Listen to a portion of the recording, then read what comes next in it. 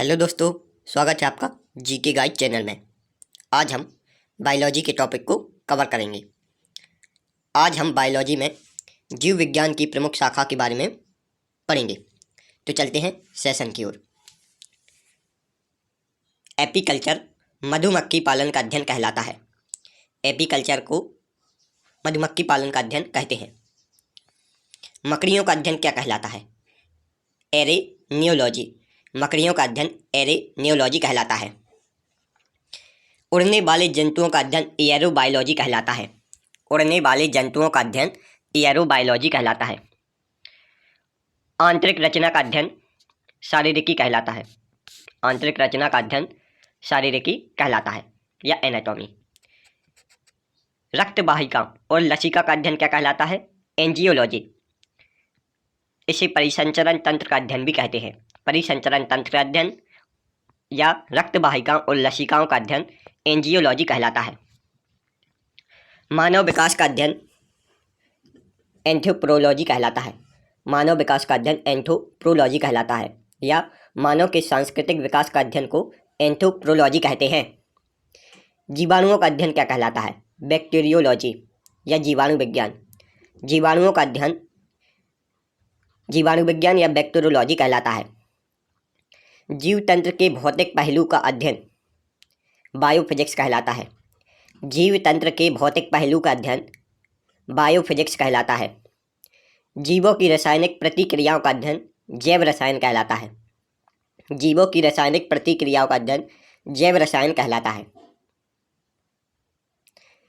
जीव विज्ञान के प्रयोगों के विभिन्न परिणामों और सांख्यिकी विश्लेषण का अध्ययन बायोमेट्रिक्स कहलाता है। जीव विज्ञान के प्रयोगों के विभिन्न परिणामों का सांख्यिकी विश्लेषण व अध्ययन बायोमेट्रिक्स कहलाता है। जीवों या उनके उत्पादों की औद्योगिक क्रिया में प्रयोग को बायोटेक्नोलॉजी कहते हैं। बायोटेक्नोलॉजी क्या है? जीवों या उनके उत्पादों की औद्योगिक क्रिया में प्रयोग। सेल बायोलॉजी क्या है? सेल बायोलॉजी के अंतर्गत कोशिका की संरचना, कार्य, जनन और जीवन चक्र का अध्ययन किया जाता है। सेल बायोलॉजी के अंतर्गत कोशिका की संरचना, कार्य, जनन और जीवन चक्र का अध्ययन किया जाता है। जंतुओं के उपार्जित लक्षणों का अध्ययन क्या कहलाता है? सीटोलॉजी या उपार्जिकी। जंतुओं के उपार्जित लक्षणों का अध्ययन सीटोलॉजी या उपार्जिकी कहलाता है। खोपड़ियों का अध्ययन क्या कहलाता है? क्रेनियोलॉजी। खोपड़ियों का अध्ययन क्रेनियोलॉजी कहलाता है। कोशिका द्रव्य की विस्तृत श्रृंखला का अध्ययन क्या कहलाता है? कोशिका विज्ञान या साइटोलॉजी। कोशिका द्रव्य की विस्तृत श्रृंखला का अध्ययन कोशिका विज्ञान या साइटोलॉजी कहलाता है। वंशागतिकी की कोशिकीय आधार का अध्ययन क्या कहलाता है? कोशिकीय अनुवांशिकी। वंशागतिकी की कोशिकीय आधार का अध्ययन साइटोजेनेटिक्स कहलाता है। हृदय की रचना और कार्य का अध्ययन क्या कहलाता है? हृदय विज्ञान या कार्डियोलॉजी। हृदय की रचना और कार्य का अध्ययन कार्डियोलॉजी कहलाता है। जीवधारी और वातावरण के बीच पारस्परिक संबंधों का अध्ययन को इकोलॉजी कहते हैं। जीवधारी और वातावरण के बीच पारस्परिक संबंधों का अध्ययन क्या कहलाता है? इकोलॉजी। युग्मों के निर्माण, निषेचन व भ्रूण के परिवर्धन का अध्ययन एम्ब्रियोलॉजी कहलाता है। युग्मों के निर्माण, निषेचन व भ्रूण के परिवर्धन का अध्ययन एम्ब्रियोलॉजी या भ्रूण विज्ञान कहलाता है। अंतःस्रावी ग्रंथियों और हार्मोनों का अध्ययन क्या कहलाता है? अंतःस्राव विज्ञान एंडोक्राइनोलॉजी।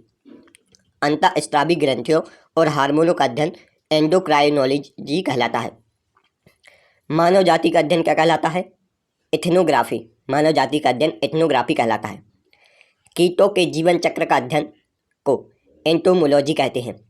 कीटों के जीवन चक्र के अध्ययन को एंटोमोलॉजी कहते हैं। कीटों का अध्ययन एंटोमोलॉजी कहलाता है या कीट विज्ञान का अध्ययन को ही एंटोमोलॉजी कहते हैं। विभिन्न एंजाइमों का अध्ययन को एंजाइमोलॉजी कहते हैं या विभिन्न उत्प्रेरकों के अध्ययन को एंजाइमोलॉजी कहते हैं। महामारी रोगों का अध्ययन को क्या कहते हैं? एपिडेमियोलॉजी। महामारी रोगों के अध्ययन को एपिडेमियोलॉजी कहते हैं। महामारी रोगों का अध्ययन को क्या कहते हैं?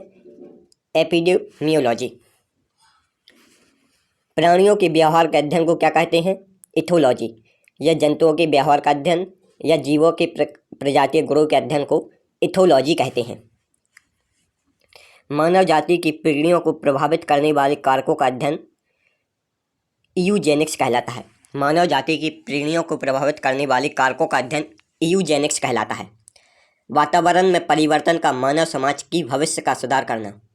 वातावरण में परिवर्तन कर मानव समाज की भविष्य का सुधार करना यूथेनिक्स कहलाता है। क्या कहलाता है? यूथेनिक्स या सौर परिवेशिकी। चिकित्सा विज्ञान द्वारा अच्छे लक्षणों को पैदा करना यूफेनिक्स कहलाता है। या अनुवांशिकी के सिद्धांत द्वारा मानव जाति की उन्नति का अध्ययन करना यूफेनिक्स कहलाता है। यूफेनिक्स के अंतर्गत कोशिकाओं में आरएनए प्रोटीन श्रृंखला में परिवर्तन करके मानव जाति की उन्नति का अध्ययन किया जाता है। जीव जंतु के उद्भव और विभेदीकरण का इतिहास एवोल्यूशन कहलाता है। या सजीवों के विकास प्रक्रम का अध्ययन एवोल्यूशन कहलाता है। सजीवों के विकास प्रक्रम का अध्ययन एवोल्यूशन कहलाता है। अन्य ग्रहों पर संभावित जीवन की उत्पत्ति का अध्ययन एक्सोबायोलॉजी कहलाता है। अन्य ग्रहों पर संभावित जीवों की उत्पत्ति का अध्ययन एक्सोबायोलॉजी कहलाता है। पृथ्वी को छोड़कर अन्य ग्रहों पर जीवन की संभावना के अध्ययन को एक्सोबायोलॉजी कहते हैं। जीवों के शरीर की बाहरी संरचना का अध्ययन एक्सटर्नल मॉर्फोलॉजी कहलाता है। जीवों के शरीर की बाहरी संरचना का अध्ययन एक्सटर्नल मॉर्फोलॉजी कहलाता है। खोपड़ियों का अध्ययन क्या कहते हैं? फ्रेनोलॉजी। खोपड़ियों के अध्ययन को कार्नियोलॉजी भी कहते हैं और फ्रेनोलॉजी भी कहते हैं। अनुवांशिकी लक्षणों का अध्ययन जेनेटिक्स या अनुवांशिकी कहलाता है। अनुवांशिकता एवं भिन्नताओं का अध्ययन जेनेटिक्स कहलाता है। कृत्रिम जीन का निर्माण और स्थानांतरण का अध्ययन जेनेटिक इंजीनियरिंग कहलाता है। या अनुवांशिकी पदार्थों के उपयोग और संयोजन के द्वारा नए अनुवांशिक लक्षणों का अध्ययन जेनेटिक्स इंजीनियरिंग कहलाता है। वृद्ध अवस्था का अध्ययन क्या कहलाता है? जेरेंटोलॉजी। वृद्ध अवस्था का अध्ययन जेरेंटोलॉजी कहलाता है। जेरेंटोलॉजी के अंतर्गत आयु के साथ जीवों में होने वाले परिवर्तन का अध्ययन किया जाता है। रुधिर और उससे संबंधित बीमारियों का अध्ययन क्या कहलाता है? हीमेटोलॉजी। रुधिर और उससे संबंधित बीमारियों का अध्ययन हीमेटोलॉजी कहलाता है। परजीवियों कृमियों का अध्ययन को हेलिमेंथोलॉजी कहते हैं। परजीवी कृमियों का अध्ययन को हेमिथोलॉजी कहते हैं। पैतृक लक्षणों का संतति में पहुंचाने का लक्षण हेराडिटी कहलाता है। पैतृक लक्षणों का संतति में पहुंचाने का अध्ययन हेराडिटी कहलाता है। यकृत के अध्ययन को क्या कहते हैं? हर्पिटोलॉजी। यकृत के अध्ययन को हेपिटोलॉजी कहते हैं। उभयचर और सरीसृपों के अध्ययन को क्या कहते हैं? हर्पिटोलॉजी और उसको हेपिटोलॉजी। उभयचर और सरीसृपों का अध्ययन को हर्पिटोलॉजी कहते हैं, जबकि यकृत के अध्ययन को हेपिटोलॉजी कहते हैं। ये आपको याद रखना है। ऊतकों का अध्ययन को क्या कहते हैं?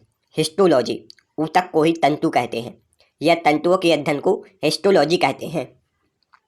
प्राणी की प्रतिरोधकता का अध्ययन क्या कहलाता है? इम्यूनोलॉजी। प्राणी की प्रतिरोधकता का अध्ययन इम्यूनोलॉजी कहलाता है। मछलियों के अध्ययन को क्या कहते हैं? इक्थियोलॉजी। मछलियों के अध्ययन को इक्थियोलॉजी कहते हैं। केंद्रक के अध्ययन को क्या कहते हैं? कार्डियोलॉजी।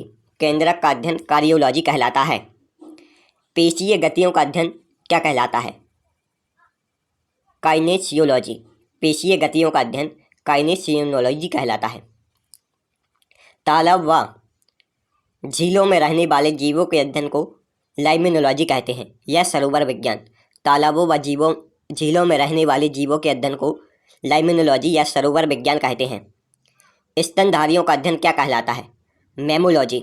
स्तनधारियों का अध्ययन मैमोलॉजी कहलाता है।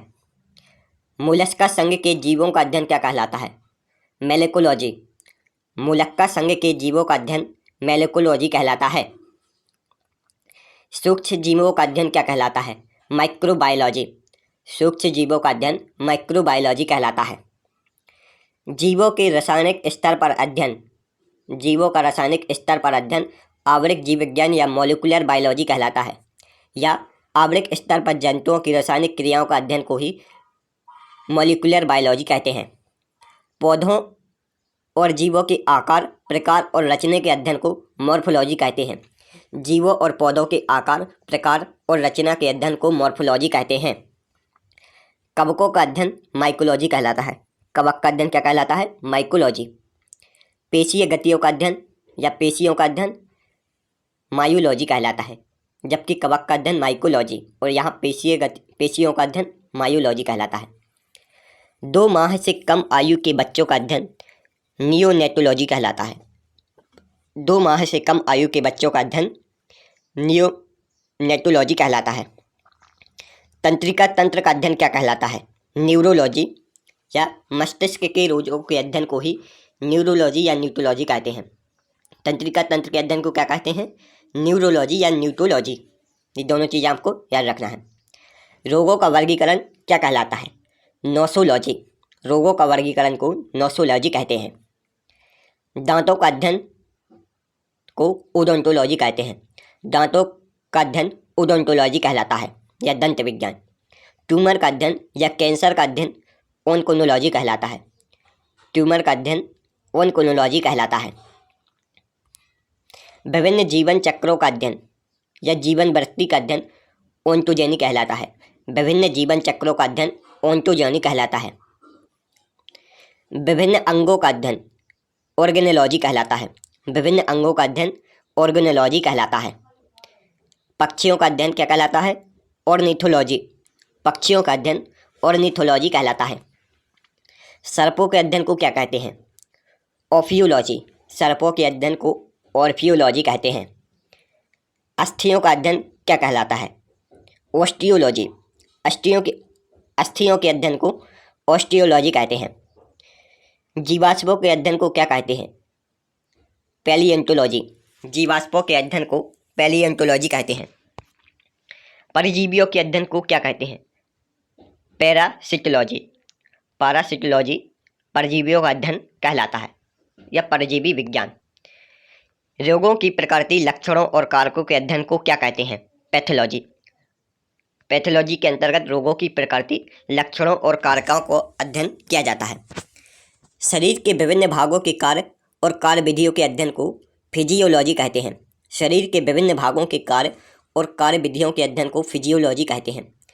फिजियोलॉजी के अंतर्गत जीवन से जुड़ी क्रियाओं और कार्यों का अध्ययन किया जाता है। जीवन के विभिन्न समूहों में विकासीय का संबंध क्या कहलाता है? फाइलोजेनी। जीवों के विभिन्न समूहों में विकासीय का संबंध फाइलोजेनी कहलाता है। मछली पालन का अध्ययन क्या कहलाता है? पिसीकल्चर।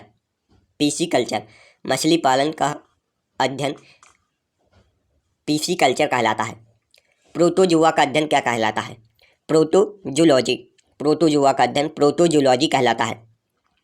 जीवों के व्यवहारों का अध्ययन साइकोजीव विज्ञान कहते हैं। जीवों के व्यवहारों का अध्ययन को साइकोजीव विज्ञान कहते हैं या जंतुओं की मनोवृत्ति का अध्ययन को साइकोबायोलॉजी कहते हैं। शैवालों का अध्ययन क्या कहलाता है? फाइकोलॉजी। जबकि कवकों का अध्ययन माइकोलॉजी। शैवालों का अध्ययन फाइकोलॉजी कहलाता है। शैवालों के अध्ययन को क्या कहते हैं? फाइकोलॉजी। जीवधारियों पर विकिरण के प्रभाव का अध्ययन रेडियोलॉजी कहलाता है। जीवधारियों पर विकिरण के प्रभाव का अध्ययन रेडियोलॉजी कहलाता है। पेशियों का अध्ययन सार्कोलॉजी कहलाता है। पेशियों का अध्ययन सार्कोलॉजी कहलाता है।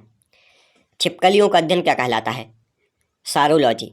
जबकि पेशियों का अध्ययन सार्कोलॉजी और छिपकलियों का अध्ययन सारोलॉजी।